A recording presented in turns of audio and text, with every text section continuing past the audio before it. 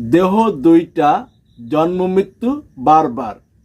গীতার নবম অধ্যায় 7 নম্বর শ্লোকে বলা হয়েছে যে, হে কন্তীয়, কল্পের শেষে বা প্রলয়ে সকল ভূত আমার ত্রিগুণাত্মিকা প্রকৃতিতে আসিয়া বিলীন হয় এবং কল্পের আরম্ভে ওই সকল পুনরায় আমি সৃষ্টি করি।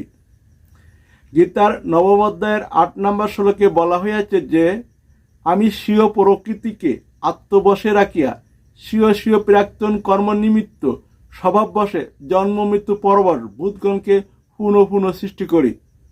গীতার নবম অধ্যায়ের 10 নম্বর শ্লোকে বলা হয়েছে যে, হে কন্তীয়, আমার অধিষ্ঠান বশতই প্রকৃতি এই চরাচর জগৎ প্রসব করে, এই হেতু জগৎ বারংবার নানা রূপে উৎপন্ন হইয়া থাকে।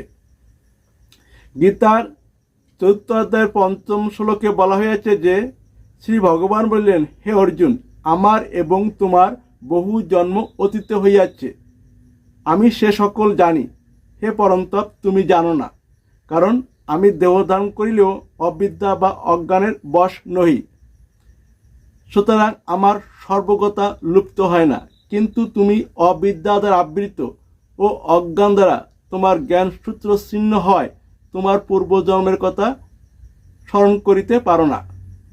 গীতার 8ম অধ্যায় 16 নম্বর শ্লোকে বলা হয়েছে যে, হে অর্জুন, ব্রহ্মলোক অর্থাৎ আত্মার লোক পর্যন্ত সমস্ত লোক হইতেই লোক সকল ফিরিয়া পুনরায় জন্মগ্রহণ করে, কিন্তু হে কন্তীয়, আমাকে পাইলে আর পুনর্জন্ম হয় না। গীতার 15 অধ্যায়ের 7ম শ্লোকে বলা হইয়াছে যে, আমারই সনাতন অংশ জীব হইয়া প্রকৃতিতে অবস্থিত মন পঞ্চ ইন্দ্রকে সংসারে অর্থাৎ কর্মভূমিতে আকর্ষণ করিয়া থাকে। গীতার 15 অধ্যায়ের 8 শ্লোকে বলা হইয়াছে যে, যেমন বায়ু পুষ্পাদি হইতে গন্ধবিষ্ট সূক্ষ্ম কণাসম লইয়া যায়, তদ্রূপ যখন জীব এক দেহ পরিত্যাগ করিয়া অন্য দেহে প্রবেশ করেন, তখন ওই সকলকে অর্থাৎ পঞ্চ ইন্দ্রিয় ও মনকে সঙ্গে করিয়া লইয়া যান। গীতার 15 অধ্যায়ের 9 শ্লোকে বলা হয়েছে যে, জীবাত্মা কর্ণ, চক্ষু, ত্বক, রসনা, নাসিকা এবং মনকে আশ্রয় করিয়া শব্দ আদি বিষয় সকল ভোগ করিয়া থাকেন। গীতার 15 অধ্যায়ের 10 শ্লোকে বলা হইয়াছে যে, জীব কি রূপে সত্তাদি গুণ সংযুক্ত হইয়া দেহে অবস্থিত থাকিয়া বিষয়সমূহ ভোগ করেন, অথবা কি রূপে দেহ হইতে উৎক্রান্ত হন, তা অজ্ঞ ব্যক্তিগণ দেখিতে পান না, কিন্তু জ্ঞানীগণ জ্ঞান নেত্রে দর্শন করিয়া থাকেন। গীতার 15-11 শ্লোকে বলা হইয়াছে যে, সাধনে যত্নশীল যোগীগণ আপনাতে অবস্থিত এই আত্মাকে দর্শন করিয়া থাকেন, কিন্তু যারা অজিতেন্দ্রীয় ও অবিবেকী তারা যত্ন করিলেও ইয়াকে দেখিতে পায় না।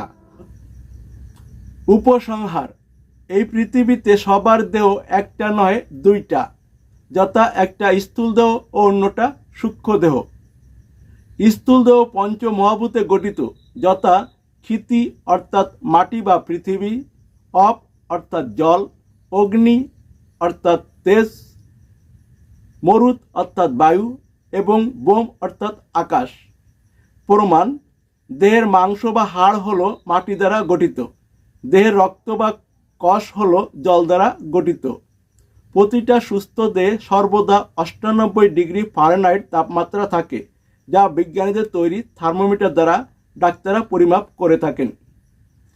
দেহের বা কোষের ফাঁপা জায়গা বায়ু দ্বারা গঠিত এবং সেই সকল ফাঁপা জায়গা আকার দ্বারা নির্মিত। মৃত্যুর পর এই স্থূল দেহটাই এই পৃথিবীর উপরে পড়ে থাকে, এর কোনো মূল্য নাই, এর কোনো অনুভূতি শক্তি থাকে না।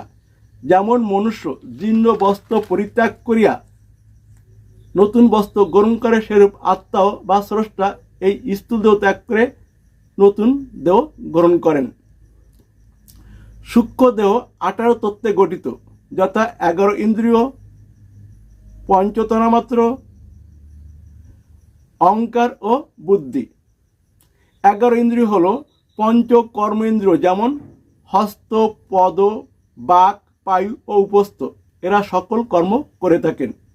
পঞ্চ জ্ঞানেন্দ্রিয়, যথা চক্ষু, কর্ণ, ত্বক, নাসিকা ও জিহ্বা, এরা জ্ঞানের মাধ্যমে সকল কিছুই জানিয়ে দেয়, যেমন চোখ রংটা সাদা না কালো, কর্ণ শব্দটা শঙ্কের না বাঁশির, ত্বক বাতাসটা গরম না ঠান্ডা, নাসিকা ঘ্রাণটা সুগন্ধি না দুর্গন্ধযুক্ত, ও জিহ্বা জিনিসটা মিষ্ট না তিক্ত।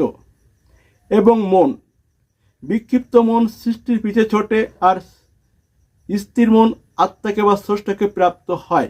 তাই সাধন ভজন হলো ক্ষিপ্ত মনকে স্থির করে স্রষ্টাকে প্রাপ্ত হওয়া।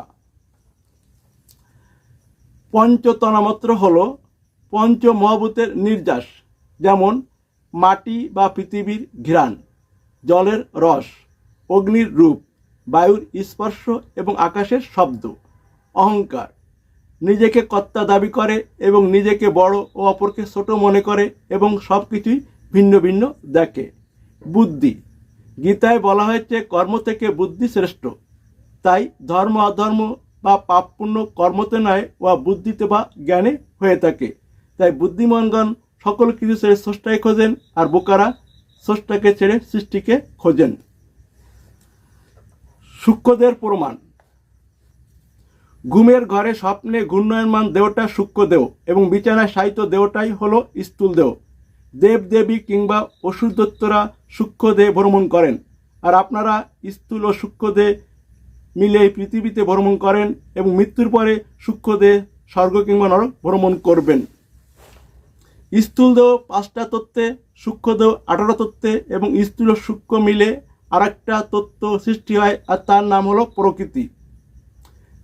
আর এই প্রকৃতির ভিতর আত্মা বা পরমাত্মা অর্থাৎ আকারশূন্য স্রষ্টার অবস্থান। সুতরাং প্রতিটা দেহ 25টা তত্ত্বে গঠিত।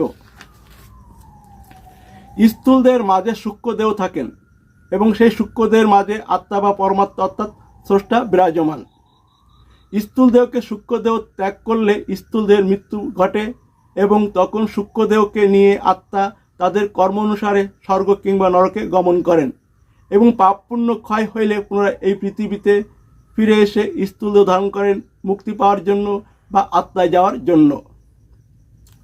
পাপ পুণ্য সমান সমান হলে তাকে স্বর্গও নয় নরকও নয়, সরাসরি পৃথিবীতে সাধারণ মানুষের রূপে জন্মগ্রহণ করতে হয়।